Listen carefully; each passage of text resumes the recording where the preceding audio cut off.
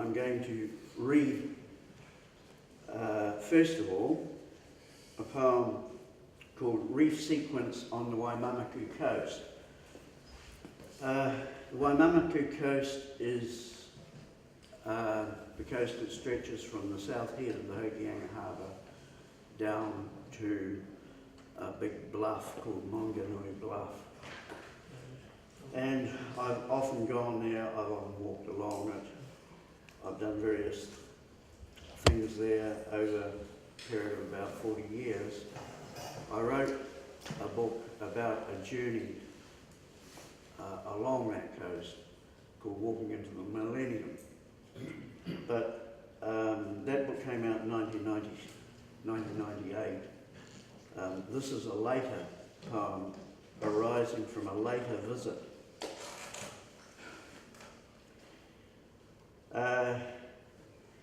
Where we were staying on the coast, probably about 12 miles,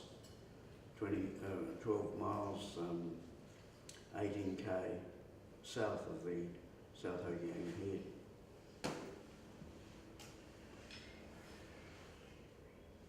We walk the reef, its dark mass a complexity of fissure and stone, its long lava tongues sea-licked, lacerating to our touch of nerves and flesh. Matter bringing to mind and sense its shapes, its eloquence. Slowly we become the knowing of it, its black surfaces, the garrisons of crabs, the sea plants racked by tides. This convoluted trap of foam and surge, making thunder of the water as it lies out in all its wild sprawl of honeycomb rock.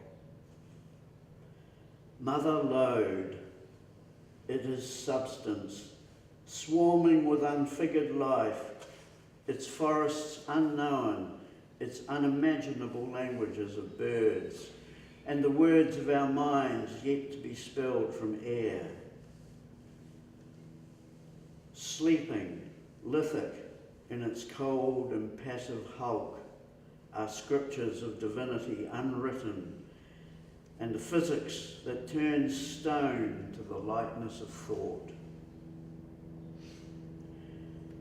Invertebrate and growing on this black spine of coast, the soft bodies of molluscs, shell enfolded, graze the reef or siphon through their gut the particle suspending sea. Wet by wave and the spray of an endless arrival, the algal zone is a saline field of lives, coloured copper, blue-green. Filament, cell and branch, they foreshadow the animal structure of nerves and the nerves that search in the searching of the human hand. Held in reef pools at the fall of tide, the rockfish flickers, a shadow in stilled water, awaiting ocean as the judgment flood.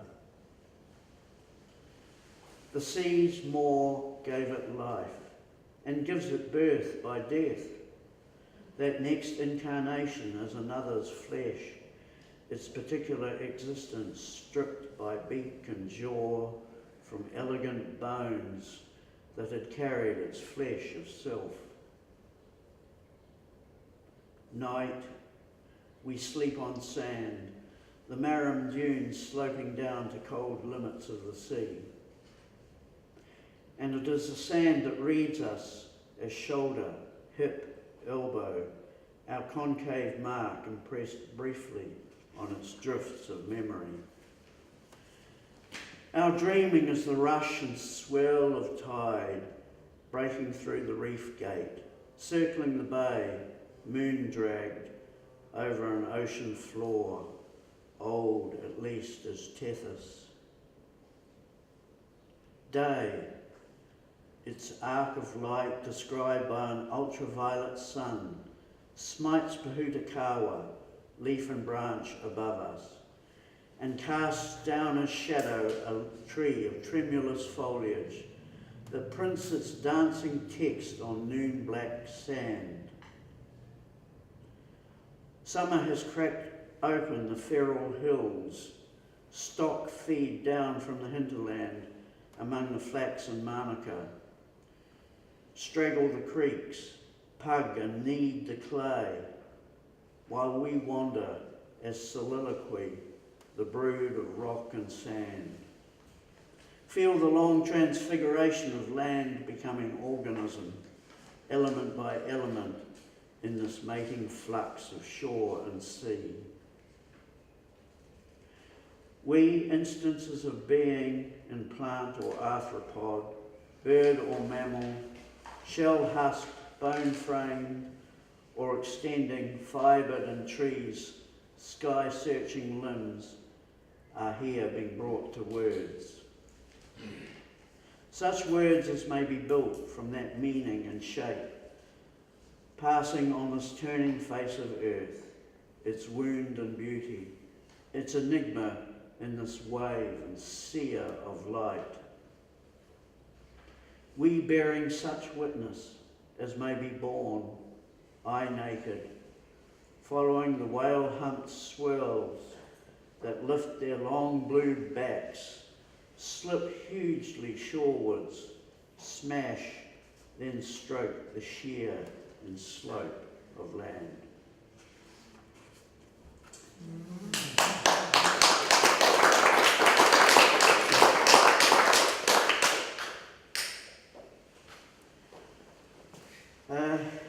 Now, the next poem I'll read, also from this book, is about a peach tree that grows in my backyard. I've had to mount a stout defence for this tree. It started when I moved into the house. It was a stump, and then it grew and prospered, and then various people came and told us we had to cut it down. For a whole variety of terribly practical reasons. And I said, it is now a sacred tree and it must never be cut. So it's still standing there. It's very old. The stump has turned again into a tree, and it gives us very good peaches. So I'm very happy to go on living with it. On practical as well as aesthetic grounds. Anyway, analogy made by a peach tree. That night is a tree of the dark cosmos branching in black energy, linking clusters of stars, is remembered by the crooked tree beside me growing, star-branched in spring. Its pale, cool fire of flowering.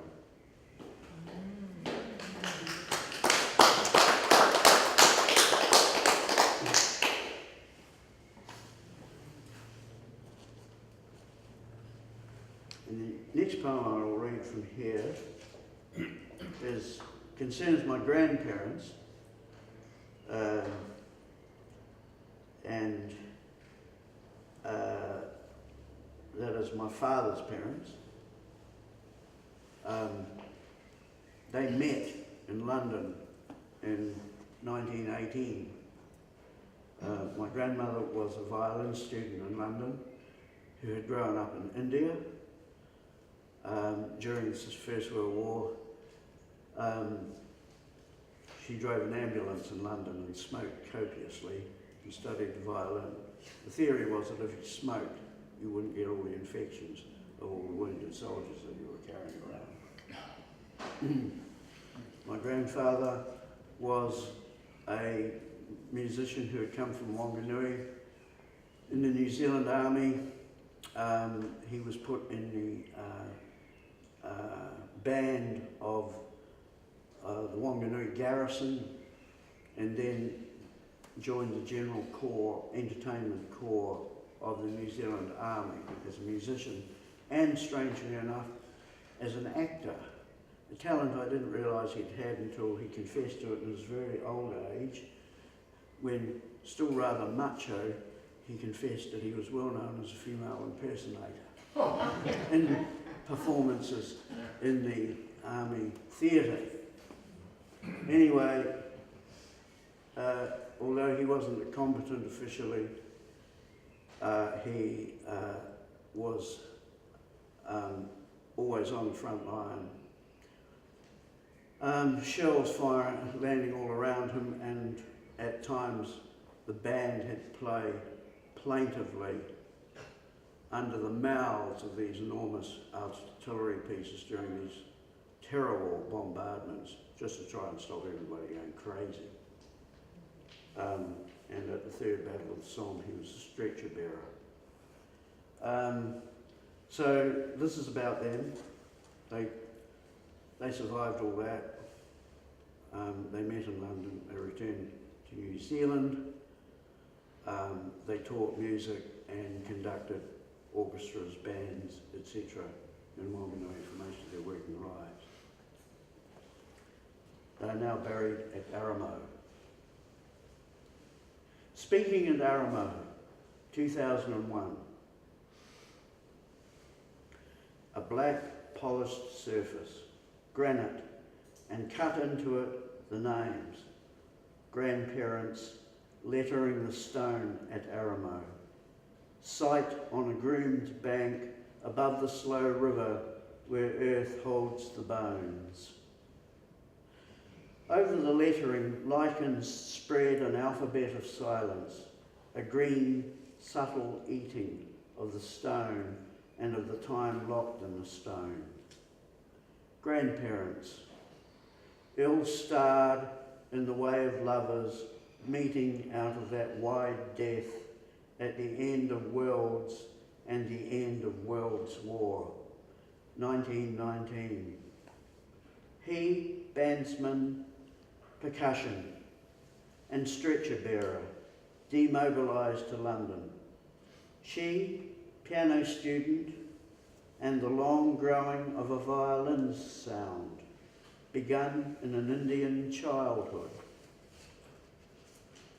For him, it was return to this fretted island, Maui's fish and its river mouth, Whanganui.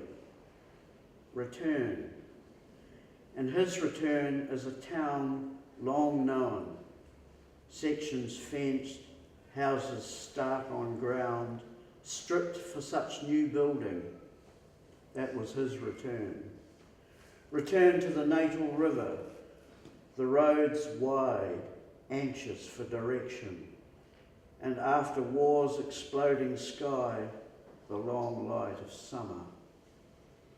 For her, it was arrival in a nailed town under sea light so blank that all minds stretched thin in its immensity. Arrival. And her arrival is a settlement of sheds, a river disgorging earth, stock grazing along the suburb edge. That was her arriving. To carry into that district the violin shaped as a wooden soul that would be the resonator of souls. And to dream in the river-curved precinct that she had never dreamed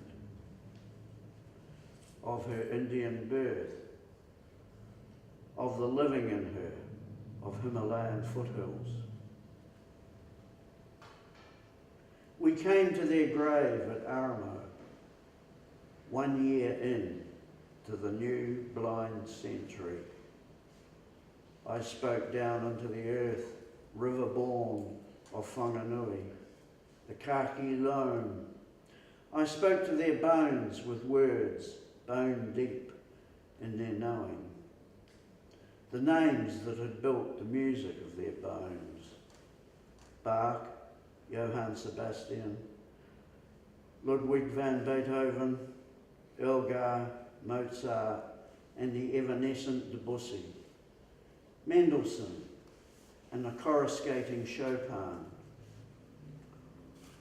All that had lived as the sound in the house of their lives. That much could be done for the clay, for the silence that held them, for the grieving and light in the quick of their years. That much I did.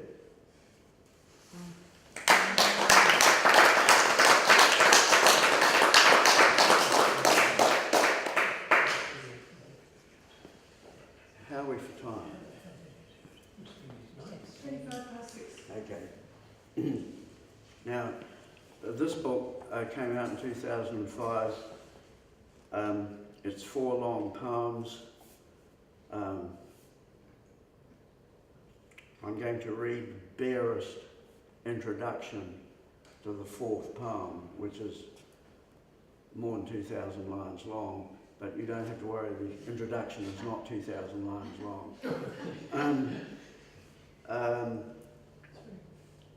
Briefly, this is a book that arose out of a journey I made to Europe and England, and I lived mainly in England and in France for about 2 years, but I travelled in a lot of other countries as well, and it occurred to me that there was a kind of reverse process going on. We had all come here, the Pākehā, and wondered who we were and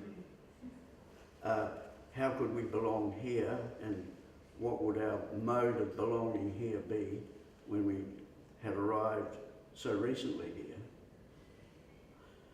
And then I got the odd reverse process of not being English and returning to live in England, which is very odd.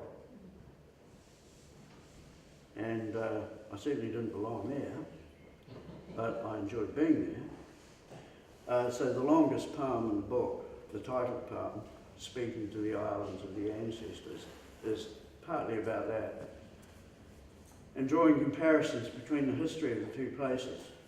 Now, the part that I'm going to read you draws parallels between the early history of Britain and some of the history of New Zealand, because there are strange parallels. The first part I'm going to read you is prose. It's the notes to the beginning of the poem. So I'll read you these notes. The first section of the poem is called The White Archipelago, because it's about England, and the Romans called England Alba, or white. And we too are, of course, an archipelago, New Zealand. So here's a bit of historical musing. No human perception of New Zealand, of the New Zealand archipelago, seems to have existed before 950 AD. Radiocarbon dating indicates most artefacts tested were made after this date. More recent dating, cited by Athol Anderson in Environmental Histories of New Zealand in 2003, suggests later manufacture and an even shorter human occupancy of this country. That is all contested, but that's the mainstream version. Go to England. Caesar's first landing in 55 BC on the beach between Deal and Walmer, 7 miles from Dover, was fiercely contested by the indigenous Britons. During the fighting, Roman soldiers were frequently struck by the whiteness of the chalk coast, and the word Alba was frequently on their lips. The naming and the geographical imagery of Britain and New Zealand show a complex, at times parallel evolution, as each of these lands materialised out of myth, rumour and speculation into the full view of the urban world. Britain was known as the Cassiterides, or Tin Islands. They don't appear firmly in the Orbis Herodoti, the world conception of Herodotus, which by 425 BC had been laid out in his writings. But in the geography of Ptolemy, 2nd century AD, modern Britain is fully envisaged and given its Roman as well as its chief mythical name, Britannia, Albion. The name Cassiterides had by then disappeared from the mainland of Britain and slipped southwest and was appended to what we now call the Scilly Islands. Pytheas, the Greek navigator who was commissioned by merchants in Marseille about 330 BC to discover, in inverted commas, the Cassiterides, had a role in British history similar to that of Abel Tasman in the emergence of New Zealand. Pytheas circumnavigated Britain twice and wrote journals of his voyages that were subsequently lost. He was not believed on his return to the Mediterranean, so his voyages failed to actualize the Cassiterides, an already densely inhabited Neolithic trading country, in the minds of the outside world. Abel Tasman, also commissioned by merchants, left an evocative line on a map and a written record of his 1642 voyage. But these did not bring New Zealand into the global system that was by this time well and truly in the making. Rather, they left geographers wondering whether that Ptolemaic idea, terra australis incognita, lay to the east of Tasman's line or not. There is also a parallel in the roles of Julius Caesar and James Cook. Each established beyond doubt the true dimensions of the archipelagos in which they landed and the extent of the Neolithic cultures that lived in them. Though 1800 years apart and of greatly differing temperaments, the Roman generalissimo and the English navigator represented one inescapable fact to the countries in which they arrived: the ending of an isolation from the urban world systems that dominated their respective times.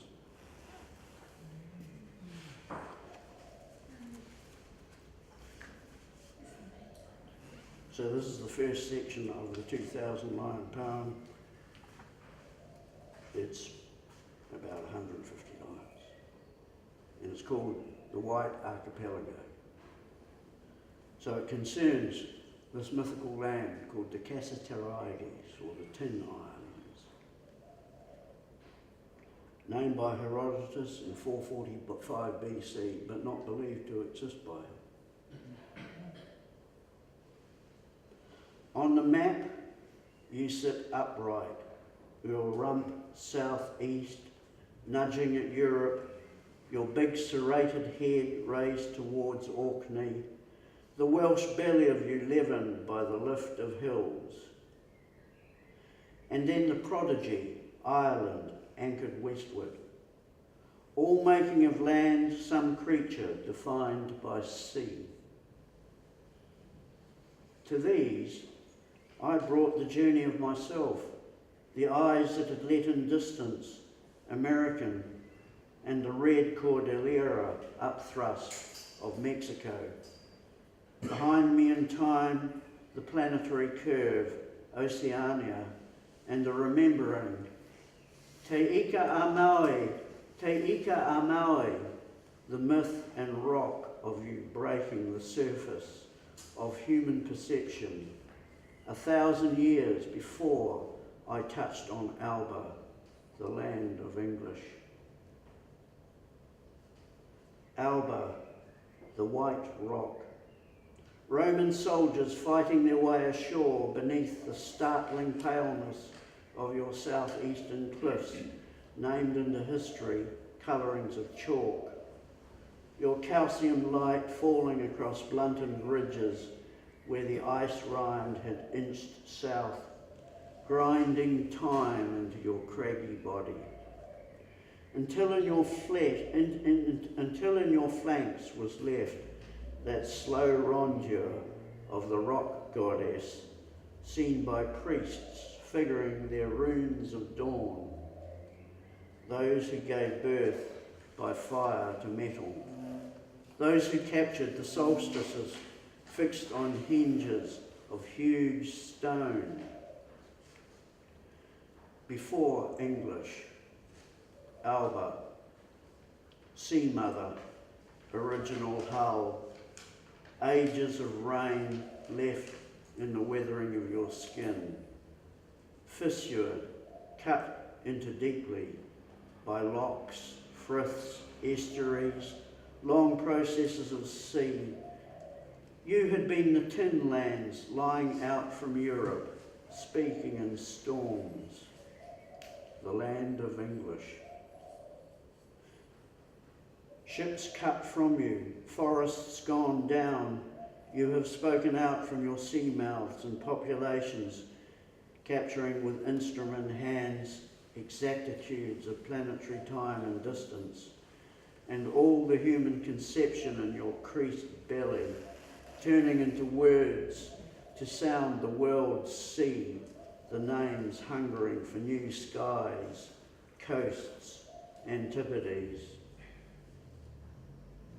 Caught in the mist of you, the Roman mind set down the walls, the roads of the material city, printed itself onto that earthen surface of the body that had been yours, resonant with gods, oak gods and mistletoe gods, gods of the barrows, tumuli gods, forcing back the indigenous waves of your blood.